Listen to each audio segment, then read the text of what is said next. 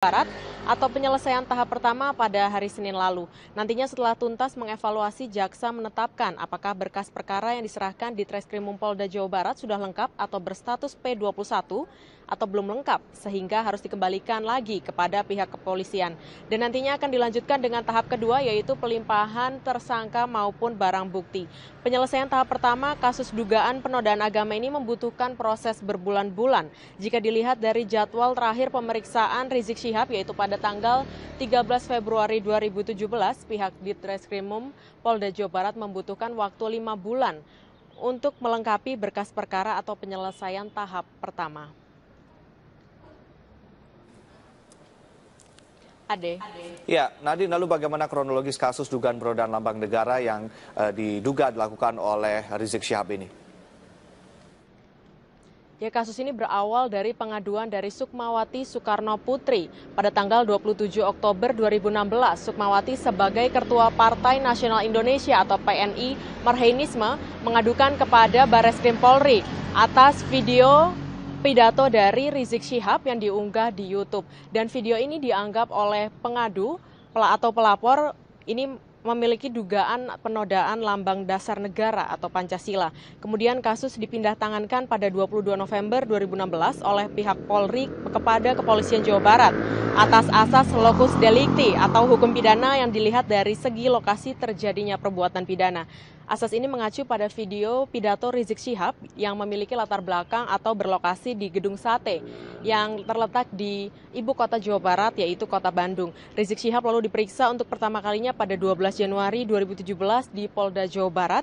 Ia diperiksa selama 6,5 jam dengan ditanyai 22 pertanyaan. Polda Jawa Barat kemudian melakukan gelar perkara kedua pada 23 Januari 2017 setelah memeriksa 15 saksi. Dalam gelar kasus pertama, pihak kepolisian melakukan analisis dan evaluasi proses penyidikan kasus. Kemudian pada tanggal 30 Januari 2017, Rizik Syihab dinyatakan sebagai tersangka kasus dugaan penodaan lambang negara oleh Polda Jawa Barat. Ia diduga melanggar pasal 154A KUHP tentang penodaan lambang negara dan pasal 320 KUHP tentang pencemaran orang yang sudah meninggal. Lalu pada tanggal 1 dan 13 Februari 2017, Rizik Syihab kembali diperiksa Polda Jawa Barat. Hasil penetapan evaluasi berkas perkara oleh JPU ini menjadi titik penentu apakah proses hukum dari Rizik Syihab ini akan berlanjut kepada tahap kedua atau penyerahan tersangka dan barang bukti atau masih akan dikembalikan lagi kepada kepolisian atau masih berstatus P18. Ade. Ya, Nadine. Kita bicara tersangka yang lain, yaitu tersangka dugaan pelanggaran Undang-Undang ITE, yaitu Buniani. Apakah betul akan segera disidangkan di Pengadilan Negeri Bandung? Lalu kapan sidang akan digelar? Ya, Ade, menurut data dari Kepala Kejaksaan Tinggi Jawa Barat, ini jadwal sidang dari kasus dugaan penodaan atau pelanggaran Undang-Undang Informasi dan Transaksi Elektronik atau ITE dengan tersangka Buniani akan digelar sebentar lagi. Dan ini juga merupakan sidang pertama Buniani yang rencananya akan digelar di Pengadilan Negeri Bandung sesuai usulan jaksa dari Mahkamah Agung. Sementara itu, pihak Kejati Jawa Barat menyatakan penetapan jadwal sidang Buniani masih menunggu penyempurnaan surat dakwaan. Tahap kedua ini merupakan tahap kedua, yaitu proses pelimpahan tersangka dan barang bukti. Sedangkan tahap pertama atau berkas perkara Buniani dinyatakan lengkap oleh Kejati Jawa Barat pada awal April lalu. Meski Kejati sempat 2 kali mengembalikan berkas kepada Polda Metro Jaya karena berkas dianggap belum lengkap. Proses hukum Buniani di Kejaksaan Tinggi Jawa Barat merupakan pelimpahan tahap kedua yang dilakukan oleh Polda Metro Jaya pada awal April lalu, mengingat domisili Buniani di Depok termasuk ke dalam wilayah Kejaksaan Tinggi Jawa Barat. Pelimpahan dilakukan setelah penyidik menyerahkan barang bukti kepada jaksa yang berarti berkas lengkap atau P21. Buniani ditetapkan sebagai tersangka sejak November 2016. Ia dilaporkan oleh sejumlah pihak lantaran mengunggah penggalan video pidato Basuki Cahayapurnama atau Ahok di Kepulauan Seribu pada September 2016. Buniani dijerat pasal 28 ayat 2, Jungto pasal 45 ayat 2, Undang-Undang Informasi Transaksi Elektronik atau ITE tentang penyebaran informasi yang ditujukan untuk menimbulkan rasa kebencian atau permusuhan berdasarkan SARA. Ade. Baik, Nadine Utomo, terima kasih melaporkan langsung dari Bandung, Jawa Barat. Pemirsa, sehari usai vonis Ahok, simpatisannya mulai menggalang dukungan penangguhan penahanan Ahok. Hingga Rabu siang ini terkumpul 600-an fotokopi KTP dukungan penangguhan penahanan Ahok. Uniknya mereka yang mengumpulkan KTP juga datang dari luar Jakarta. Sejumlah warga kembali menggelar aksi pengumpulan kartu tanda penduduk atau KTP untuk menangguhkan penahanan gubernur nonaktif Basuki Cahayapurnama alias Ahok. Selain memberikan KTP, warga juga membubuhkan tanda tangan mereka. Tak hanya dari Jakarta, sejumlah warga dari luar Jakarta pun ramai-ramai mendaftarkan KTP mereka. Bahkan, ide pengumpulan KTP ini berasal dari warga Bekasi yang merasa Ahok tidak perlu ditahan. Jangka waktu sekitar 3 jam pengumpulan KTP ini telah terkumpul 600 lebih KTP. Dan ternyata inisiatornya adalah seorang warga Bekasi. Nah, kita langsung menjumpai Ibu dengan Ibu siapa? Susi Rizky. Ibu Susi Rizky ini yang menjadi otaknya, idenya ini dari Ibu. Ini kenapa, Bu? Ibu kan bukan warga Jakarta. Kita nggak rela aja gitu ya. Kenapa Pak Ahok, gubernur yang bekerja, idaman semua warga daerah lah, Pak Gubernur Jakarta yang ini, kok diperlakukan seperti ini gitu loh. Dia bukan kriminal, dia bukan pencuri, dia gubernur yang jujur, yang bekerja, datang pagi pulang malam gitu ya. Kok diperlakukan seperti penjahat. Jadi saya bersama teman-teman di grup WhatsApp berinisiatif untuk mengumpulkan teman-teman yang bersedia menjadi penjamin supaya Pak Ahok bisa ditangguhkan penahanannya gitu. Aksi ini digelar karena para relawan merasa Ahok diperlakukan secara tidak adil. Apalagi selama ini Ahok dinilai cukup kooperatif memberikan keterangan terkait kasusnya. Insya Allah sih, soalnya selama 21 kali persidangan kan Pak Ahok kooperatif banget kan. Jadi belum waktunya ini aja beliau udah datang di pengadilan. Selain itu, sejumlah warga yang datang ke Balai Kota hari ini pun ramai-ramai memberikan dukungannya untuk Ahok. Saya rasa ini kayak buat Ahok nggak adil sih, ini udah kayak menurut saya kayak kemarin dia kalah aja itu menurut saya udah cukup. Cuma kalau ini udah kayak kehidupan pribadi juga diusik, jadi ini udah nggak adil sebenarnya. Ini mencerminkan bahwa banyak warga yang memang masih menaruh kepercayaan dan kecintaan yang luar biasa kepada pemimpin Pak Basuki maupun juga Pak Jarot. Karena keduanya merupakan simbol kejujuran dan keadilan buat bangsa ini. Gitu ya. Jadi dan saya percaya penuh pada keduanya juga. Kami ingin menyampaikan bahwa Pak Ahok tuh nggak sendirian. Walaupun dia diterjang berbagai cobaan, tanda kutip dizolimi, tapi kami tetap bersama dia. Nantinya, KTP yang sudah terkumpul diserahkan kepada kuasa hukum Ahok untuk melengkapi permohonan penangguhan yang sudah ada. Warga juga berharap permohonan ini bisa dikabulkan oleh Pengadilan Tinggi Jakarta. Dari Jakarta, Nadia Atmaji, Levi Wardana, Metro TV.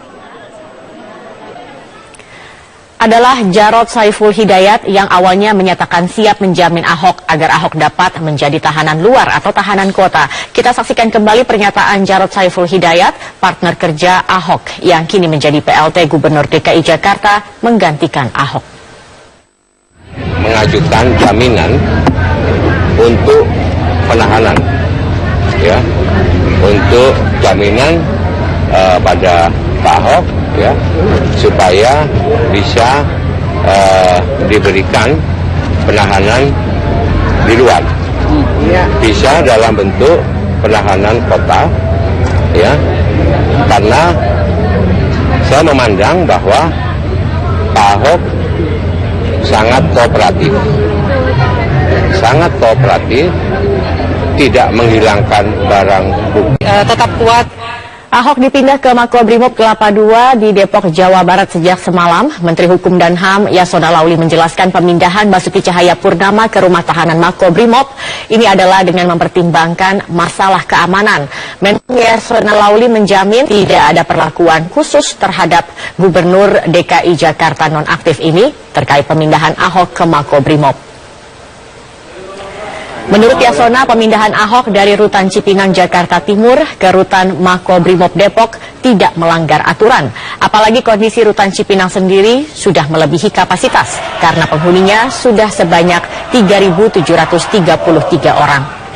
Terkait masalah keamanan, Yasona mengatakan aksi massa di depan Rutan Cipinang menjadi faktor yang paling dipertimbangkan, sebab aksi itu sempat berpotensi mengganggu laju lalu lintas. Alasan keamanan. Di dalam itu juga ada teroris. Napiter. Ada juga yang setelah data kita lihat, ada juga yang nggak memilih Ahok. Banyak. Dan itu sudah over kapasitas 3.733 orang. Jadi kan itu sangat nggak bisa kita lihat kalau digabung dengan ini yang mana. Maka atas pertimbangan keamanan dan juga potensi mengganggu keamanan lalu lintas di depannya karena banyak yang demo, itu kan jalan arteri. Dan bisa untuk mengetahui perkembangan terkini dari penahanan Ahok di Makobrimob, saat ini kami sudah bergabung bersama rekan kami Bram Herlambang. Bram, bagaimana situasi terkini di sana? Apakah masih ada massa yang berkumpul di sana? Ya, Zakia, hingga sore ini massa pendukung Basuki Cahayapurnama masih berkumpul dan terus berdatangan di depan Makobrimob Kelapa II Depok. Dan dijadwalkan memang lokasi ini menjadi lokasi titik kumpul para pendukung Basuki Cahayapurnama untuk nantinya konvoi menggunakan bus dari kawasan Depok menuju kawasan Tugu Proklamasi Jakarta, karena dijadwalkan nanti malam akan dilaksanakan aksi maupun doa bersama dari para pendukung Basuki Cahayapurnama dari seluruh kawasan Jabodetabek di kawasan Tugu Proklamasi pada sekitar pukul 19 waktu Indonesia Barat. Sementara untuk pengamanan, memang sejak pagi pihak kepolisian terus meningkatkan pengamanan di kawasan gerbang Makobrimob Kelapa II Depok ini, dan tadi beberapa kali kami melihat pihak kepolisian sempat membubarkan adanya titik-titik kumpul massa yang melakukan orasi dengan pengeras suara. Tapi meski demikian, hingga sore hari ini kami masih melihat semangat dari para pendukung Basuki Cahayapurnama menyuarakan aspirasi dan juga memberikan dukungan kepada Basuki Cahayapurnama. Dan sebenarnya Zakia, sejak tadi siang juga banyak sekali karangan bunga yang berdatangan ke Makobrimob, tetapi polisi tidak memperbolehkan pemasangan karangan bunga di kawasan gerbang Makobrimob ini, dan menyerukan kepada para pembawa bunga ini untuk menempatkan bunga-bunga ini yang diantarkan ini ke SD Tugu yang berada di sekitar lokasi Makobrimob ini sendiri. Zakia. Bram, kemudian sejauh ini dari pengamatan Anda di sana, sudah adakah keluarga ataupun juga tokoh publik yang datang untuk menjenguk Ahok? Baik, sejauh ini Zakia, kami memang belum melihat adanya tokoh ataupun yang hadir ke sini untuk menjenguk Basuki Cahayapurnama, tetapi tadi sekitar pukul 14 waktu Indonesia Barat kami melihat mobil dari Wakapolri, yaitu Komjen Pol Safruddin, yang melintas dan masuk ke kawasan Makobrimob, tetapi kami tidak dapat memastikan apakah yang bersangkutan ini ada di dalam mobil atau tidak. Tetapi berdasarkan informasi dari pihak kuasa hukum Basuki Cahayapurnama, yaitu Teguh Samudra, yang kami konfirmasi melalui pesan singkat, mengatakan hari ini pihak keluarga Basuki Cahayapurnama ini datang dan sudah menemui Basuki Cahayapurnama pada tadi siang. Tetapi hingga saat ini kami juga belum melihat adanya keluarga ataupun mobil pribadi milik keluarga Basuki Cahayapurnama melintas di depan kawasan ini. Dan dijadwalkan memang saat ini ataupun hari ini pihak kuasa hukum Basuki Cahayapurnama sudah mengajukan permintaan banding kepada Pengadilan Negeri Jakarta Utara atas nama terdakwa Basuki Cahayapurnama. Demikian, Zakia. Baik, Bram Herlambang, terima kasih. Pemirsa, simpati masih terus mengalir untuk Basuki Cahayapurnama yang divonis 2 tahun penjara. Pagi tadi ribuan orang memadati Balai Kota DKI Jakarta larut dalam lagu-lagu nasional yang mereka nyanyikan bersama dipimpin musisi Adi MS.